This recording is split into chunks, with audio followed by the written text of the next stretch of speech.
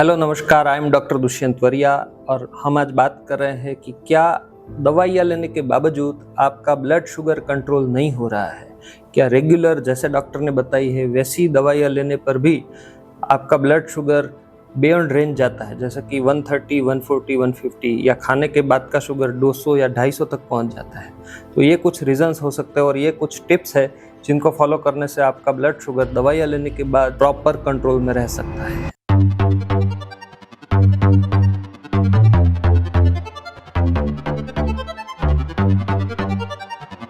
सबसे पहला रीजन है डोज ऑफ द मेडिसिन। काफी बार हमने ऐसा देखा है कि पेशेंट ने एक बार जो प्रिस्क्रिप्शन लिखवाया, सेम प्रिस्क्रिप्शन को पेशेंट सालों तक फॉलो करता रहता है। बट ऐसा जरूरी नहीं है कि यही दवाइयाँ आपको जिंदगी भर काम देती रहे। आपकी बॉडी की रिक्वायरमेंट चेंज होती जाती है, आपके डायबिटीज की तीव्रता भी चेंज होती जाती है। उस हिसाब से आपके प्रिस्क्रिप्शन में आपकी दवाइयों का डोज एडजस्ट करना बहुत जरूरी है और ये करने के लिए आपको एक फिजिशियन का हेल्प लेना पड़ेगा, मगर फिजिशियन के साथ डिस्कस करके आपकी दवाइयों का प्रॉपर डोज एडजस्ट करवाइए। ये सबसे बड़ा रीज़न है जिसके कारण डायबिटीज़ के ऑलमोस्ट 50-60% पेशेंट्स दवाइयाँ भी लेते हैं मगर उनका शुगर कंट्रोल में भी नहीं रह रहा है। तो एक तो दवाइयों का डोज और दवाइयों का टाइप समय समय पर देखते रहना चाहिए और उसे ज़रूरत लगने पर एडिट करवाना चाहिए। तो ये पहला टिप है जिसको फॉलो करने से आपका शुगर फटाक से कंट्रोल में आ सकता है। अगर ये सीन बन रहा है कि आप जैसा दवाइयाँ बताई गई है वो ले रहे हैं फिर भी आपका शुगर कंट्रोल नहीं हो रहा है, तो कहीं ना कहीं आपके डाइट में भी कुछ इश्यू है। आपके डाइट को प्रॉपर करना ज़रूरी है इस सिनारियो में। कैसे करेंगे? तो आपको हेल्दी प्लेट कॉन्सेप्ट अपनाना है। हेल्दी प्लेट कॉन्सेप्ट क्या कहता है कि आपके टोटल डाइट का, आपके पूरी जो थाली है प्लेट का 50% should be filled with green leafy non starchy vegetables. हरी पत्तेदार सब्जियां होनी चाहिए 50% ऑफ योर प्लेट। दूसरा 25% में आप प्रोटीन और फैट्स को इंक्लूड करिए और लास्ट 25% में आप कार्बोहाइड्रेट्स, राइस और रोटी, इन सब चीज़ों को ऐड करिए।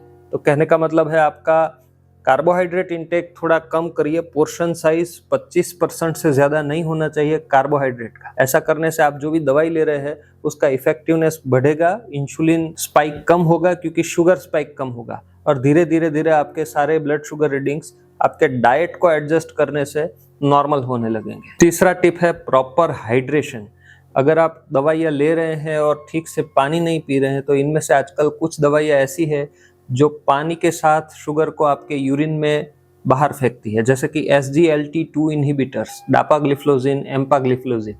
ये दवाइयाँ लेने के बाद आपको इंस्ट्रक्शन दिया जाता है कि 1 या 2 ग्लास ज्यादा पानी पीजिए ताकि ये दवाइयाँ आपके शुगर को आपके यूरिन में फ्लश कर देती है। बट अगर ये दवाइयाँ लेने के साथ अगर आप प्रॉपर मात्रा में हाइड्रेशन नहीं रखते हो तो ये दवाइयाँ ठीक से काम नहीं देगी और आपका शुगर कंट्रोल में नहीं रहेगा। बॉडी का एक नेचुरल मैकेनिज्म है कि जो भी एक्सेस शुगर है उसे बॉडी यूरिन के थ्रू बाहर नेचुरली भी फेंकता है, बट उसके लिए बॉडी को ज्यादा यूरिन बनाना पड़ता है जिसके लिए बॉडी को प्रॉपर वाटर चाहिए। इसलिए आपकी जो प्यास है उसको दबाइए मत। Follow your thirst and regular intake of water is very important. उससे भी आपका ब्लड शुगर काफी हद तक कंट्रोल में रह सकता है। एक और टिप है, अगर आप सिर्फ दवाइयों पे आधार रखते हैं और डाइट में ध्यान नहीं देते हैं, साथ ही साथ अगर आप एक्सरसाइज नहीं करते हैं, आपके डेली रूटीन में अगर आपने फिजिकल एक्टिविटी को स्थान नहीं दिया है तो दवाइयाँ इतनी ज्यादा कारगर नहीं हो सकती। आपको at least 30 minutes daily physical activity करना है। It can be walking, running, cycling, swimming, jogging, anything. तो ये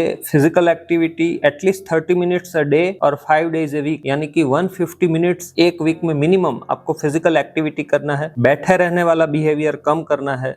हो सके तब तक खड़े खड़े चलते चलते आपका जो भी काम है उसे पूरा करिए और छोटे छोटे ब्रेक्स लेकर छोटे छोटे एक्सरसाइज के स्पेल्स अगर आप आपके रूटीन में ऐड करेंगे उससे भी आपके ब्लड शुगर को मैनेज करने में फायदा हो सकता है। एक और टिप है, अच्छे से 7 से 8 घंटे की डीप साउंड स्लीप बहुत जरूरी है। स्ट्रेस को मैनेज करना बहुत जरूरी है। अगर आप स्ट्रेसफुल एनवायरनमेंट में रह रहे हैं और आपका प्रोफेशन ऐसा है या तो सोशल स्ट्रेस है, फाइनेंशियल स्ट्रेस है, तो स्ट्रेस को मैनेज करिए। स्ट्रेस से आपके बॉडी में कॉर्टिसोल का लेवल बहुत ज़्यादा बढ़ सकता है जिससे कि इंसुलिन का स्पाइक बढ़ सकता है, शुगर का भी स्पाइक हो सकता है और ओवरऑल आपका डायबिटीज कंट्रोल बिगड़ सकता है। क्रॉनिक स्ट्रेस से आपका डायबिटीज कंट्रोल ठीक नहीं हो सकता है, इसलिए आपके डेली शेड्यूल में 7 से 8 घंटे का डीप साउंड स्लीप बहुत जरूरी है और स्ट्रेस को मैनेज करना बहुत जरूरी है।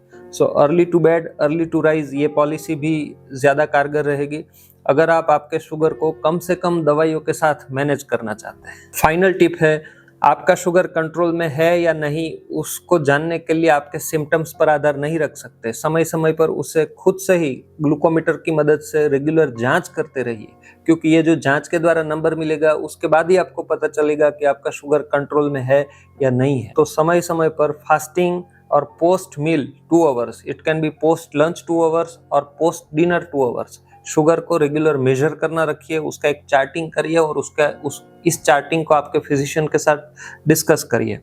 ऐसी इंपॉर्टेंट इन्फॉर्मेशन के लिए मेरे इस चैनल को सब्सक्राइब करिए और आशा करता हूँ ये सारे टिप्स आप आज से ही फॉलो करना स्टार्ट करेंगे और विद इन 1 वीक आपको प्रॉपर शुगर कंट्रोल का रिजल्ट देखने को मिलेगा। कोई भी क्वेश्चन है तो आप कमेंट बॉक्स में डाल सकते हैं। Thank you for watching.